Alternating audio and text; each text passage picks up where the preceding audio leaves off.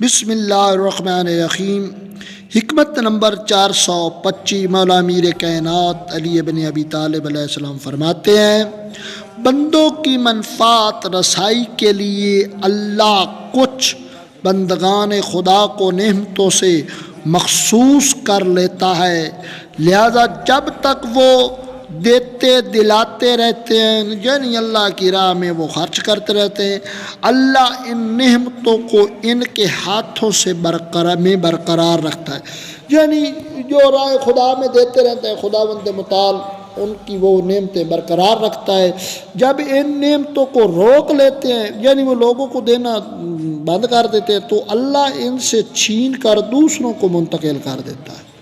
گویا کہ وہ خداوند متعال ان سے وہ نعمت واپس لے کے ان لوگوں کو دے دیتا ہے جو اللہ کی راہ میں مال کو خرچ کرتے ہیں، اللہ کی راہ میں مال کو تقسیم کرتے ہیں، غریبوں، یتیموں، حقداروں کو مال ان تک پہنچاتے ہیں، تو اللہ وہ نعمت اللہ رب العزت ان کی طرف منتقل کر دیتا ہے۔